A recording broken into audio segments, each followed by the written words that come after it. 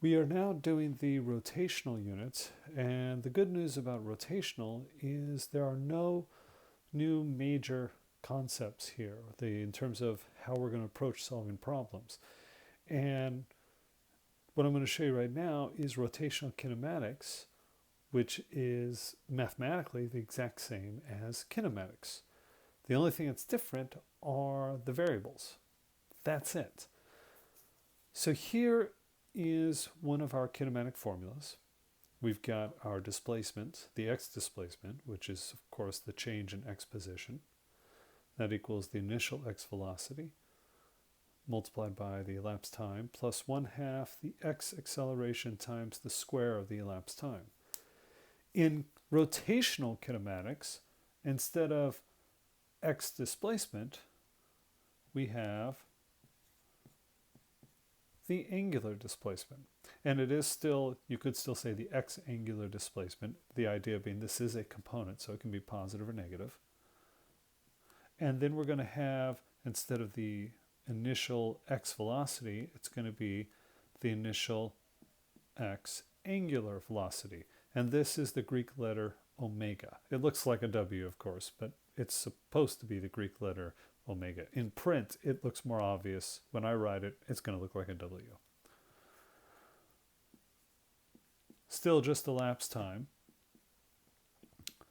And instead of x acceleration, we have the angular acceleration.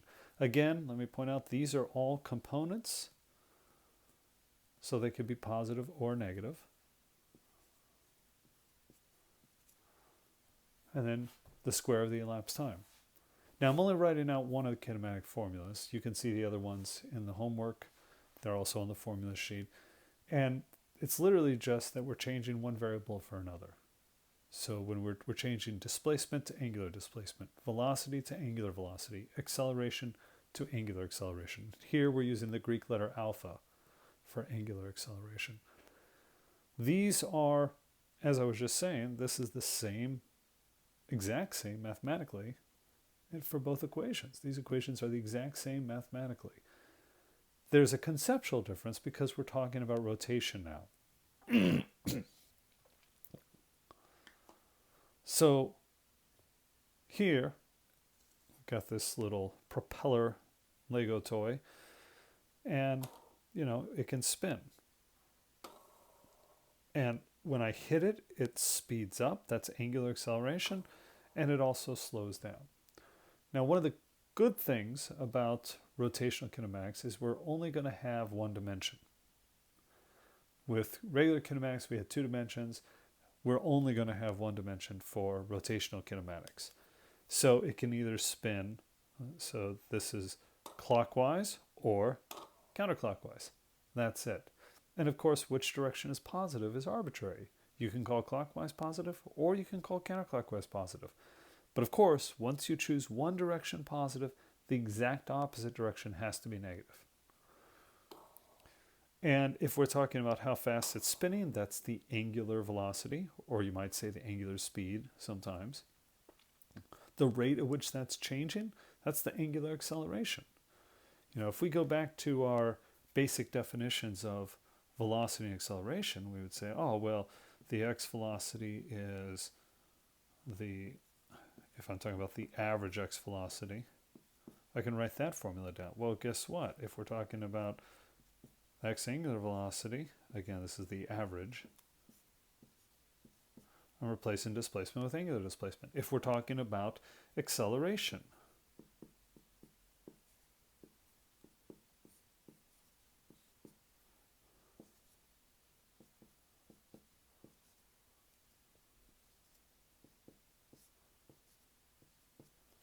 all I'm doing is changing the appropriate variables. A becomes alpha, V becomes omega. Okay? But the conceptual ideas here are the same. Now, of course, the units are different. We're talking about rotation. If we were talking about linear quantities, we'd be measuring distances. So we'd be talking about meters per second. But here, with angles, we're talking about, well, there's 3 choices really. We could be doing degrees, we could do radians, or we can do revolutions. So there's three choices. Let me write these choices out.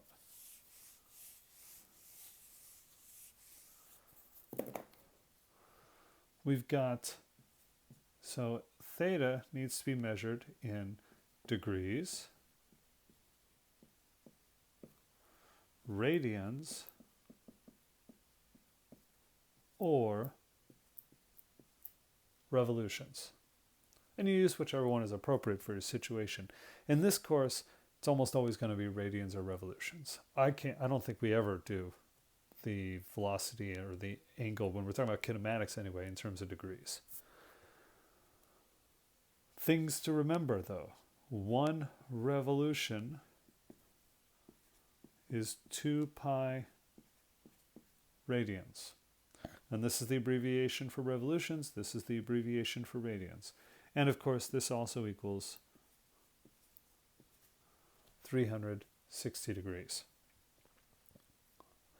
In our rotational kinematic formulas, such as omega, let's see, this would be omega final x, initial x here. I'm just writing one of them down just as an example. In our rotational kinematics formulas, it doesn't matter what you use. You can use degrees, radians, or revolutions. It's just that every quantity has to use, you have to pick one, and all of them have to use that quantity. So for example, here, my angular velocities could be radians per second. Okay? So this could be radians per second. This would have to be radians per second as well. And this would be radians per square second. Okay? Or I could choose revolutions. This could be revolutions per second, revolutions per second, revolutions per square second. And if it makes sense, you don't have to use, you could change the units of time. It could be in terms of minutes. The point being, you have to be consistent. The only unit of, they all have to use the same unit of angles. So radians or revolutions or degrees. But again, we're not going to be using degrees for rotational kinematics. Or again, they have to use the same unit of time in all cases. So for rotational kinematics, we've got a lot of flexibility into what our units are. Now, there are relationships between the rotational quantities and the linear quantities, and I want to spend a little time talking about that. These relationships are, of course, listed in the content section of the homework, but I want to write them out and talk about them. They're pretty straightforward, and it all comes actually from the definition of an angle. If you're talking about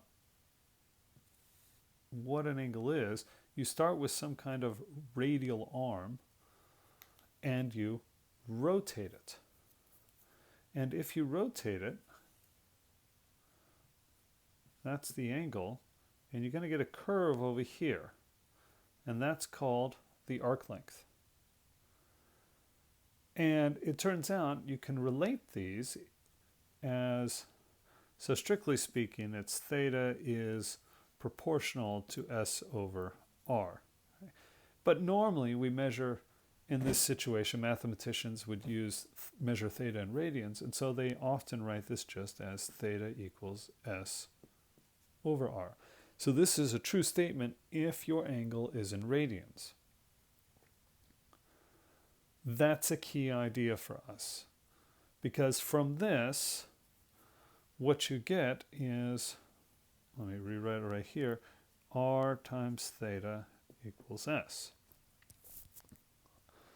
And you can quickly see if we say, well, let's do a change in theta and let's divide this all by time. So I'd have, for example, R delta theta, I could have a delta S, and then I could say, well, let's divide this all by time. Then I quickly get this relationship. This is just omega, this is just speed. And so you get this relationship that relates the angular velocity to the linear velocity. So the idea being, something is spinning, it has a rotational velocity, but it's also covering some distance in time. So how do I compare the two, the angular velocity to the linear velocity?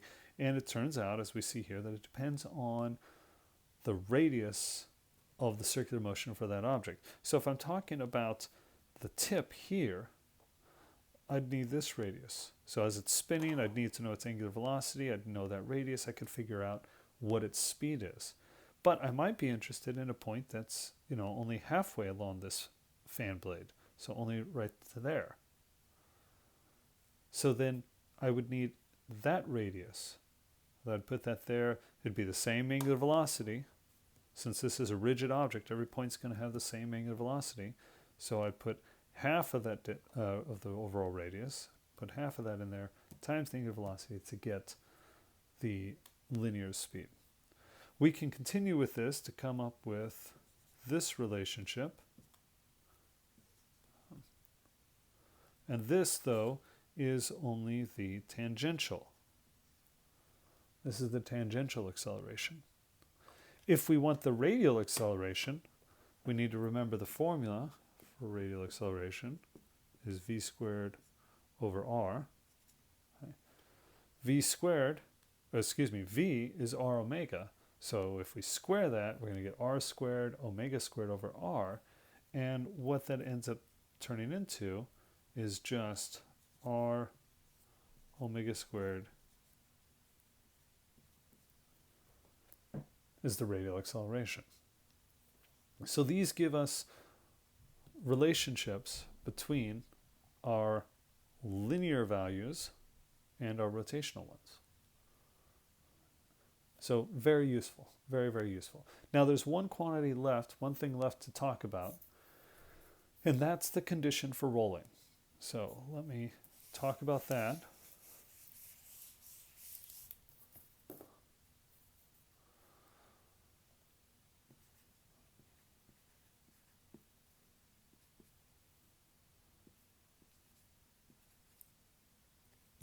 Oops.